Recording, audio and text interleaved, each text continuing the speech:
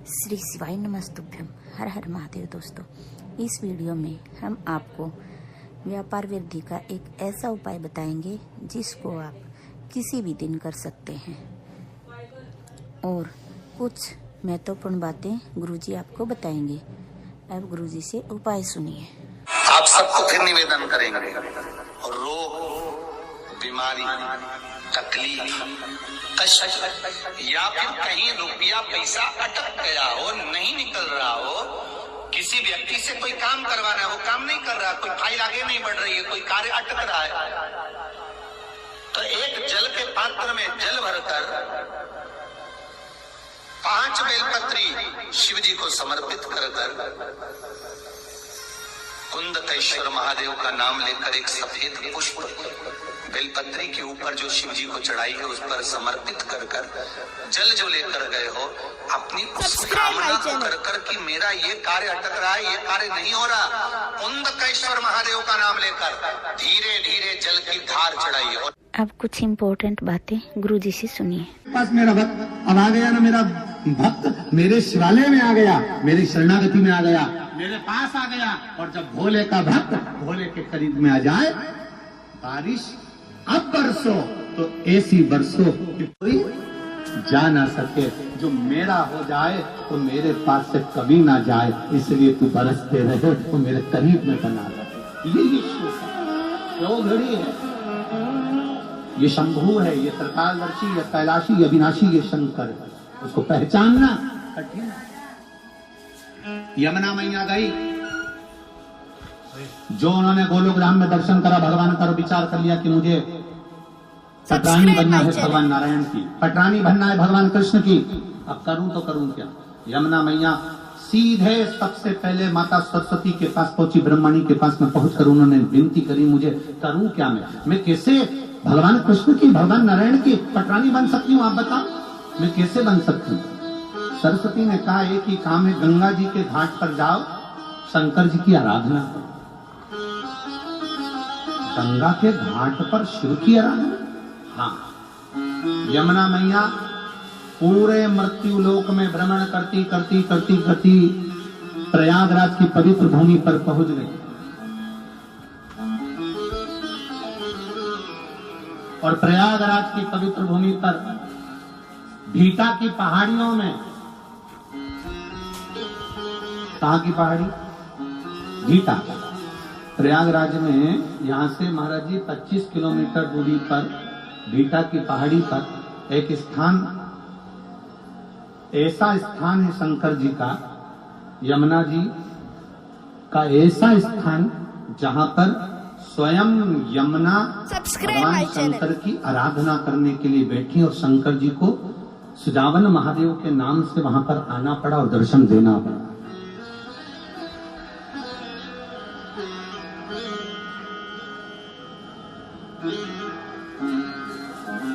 क्या बोलते हैं उसको, गुप्तेश्वर महादेव, बेटा की पहाड़ी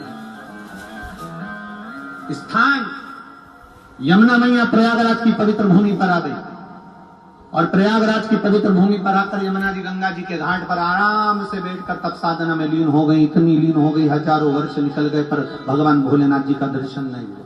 अब याद रखना, जरा बहुत अच्छी बात आपके सामने कहना चाहेंगे, आप स्मरण में लाएंगे और जितने आस्था चैनल पर सुन रहे हैं, फेसबुक ग्रुप पर सुन रहे हैं, वो ध्यान लगाएंगे, बहुत सावधानी से सुनिए। हजारों वर्ष का तप करिए, शिव जी प्रसन्न नहीं होते। हजारों वर्ष की साधना करिए, शिव जी प्रसन्न नहीं होते। यमुना जी की कथा कर रही है, सुजावन महादेव की कथा कर रही है, भगवान शंकर का तप कर कर कर यमुना जी बहुत वर्ष बीत गए पर भगवान प्रसन्न नहीं हुए। तुम भी 1000 वर्ष तक नेत्र बंद कर कर साधना लगा कर बैठ जाओ, शिव जी नहीं प्रसन्न होंगे।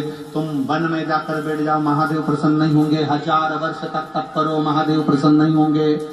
यमुना जी को लगा कि मेरे तो महादेव प्रसन्न नहीं हो रहे, मैं करूं तो करूं क्या। उसी समय उन्होंने गंगा जी का ध्यान किया। यमुना जी ने गंगा जी के हाथ जोड़े, हे गंगा मैया, गंगा मैया आप कृपा करो, हमें बताओ महादेव कैसे प्रसन्न होंगे।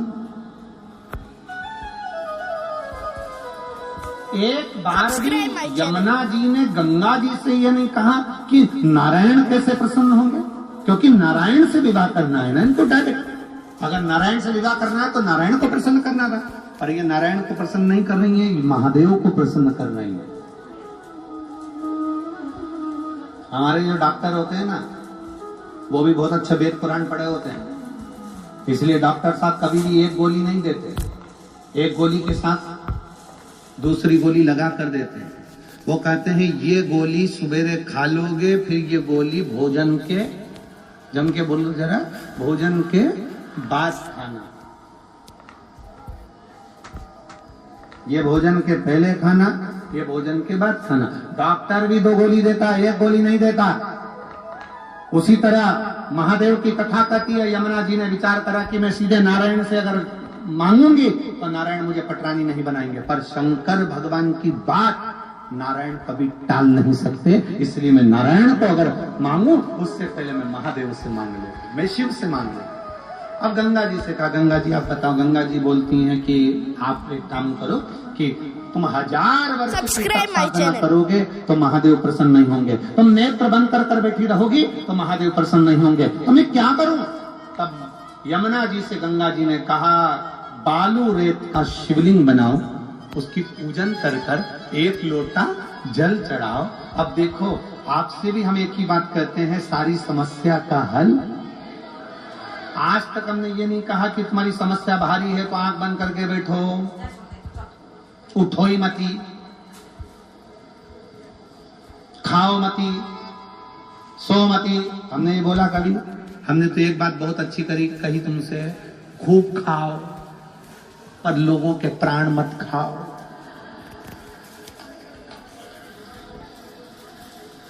हम कभी मना करें तुमको?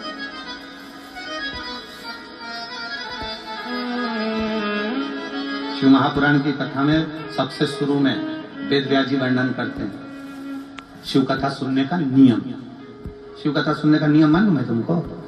शिव कथा सुनने का नियम वेद व्यास जी लिखते हैं, एक समय फलहार करो, शिव महापुराण की कथा पूरी सुनो। एक समय फलहार, फरियाल नहीं बोला, क्या बोला है? फलहार। अब ये तो वेद व्यास जी ने कहा दिया, अब हमारे तरफ से सुन लो, एक समय का फलहार करो, शिव महापुराण कथा सुनो। नहीं बन सके तो एक समय फलहार करके दूसरे समय फरियाल करो। फरियाल समझ गए? साबुदाने की खिचड़ी, चिप्स, पापड़, आलू का हलवा, आधा किलो पपीता, 1 किलो सेवफल, 2 दर्जन केला, रात्रि को सोने के पहले 1 लोटा भर के दूध, उसमें भी मखाने की पीस के डाल के बादाम, फिर खा के फुल एनर्जी, फिर सो। अब उन्होंने तो कहा कि एक समय फलहार करो, शिव महापुराण की कथा सुनो, और हम कहते हैं एक समय फलहार करो, दूसरे समय फरियाल करो, पर शिव महापुराण की कथा जरूर सुनो।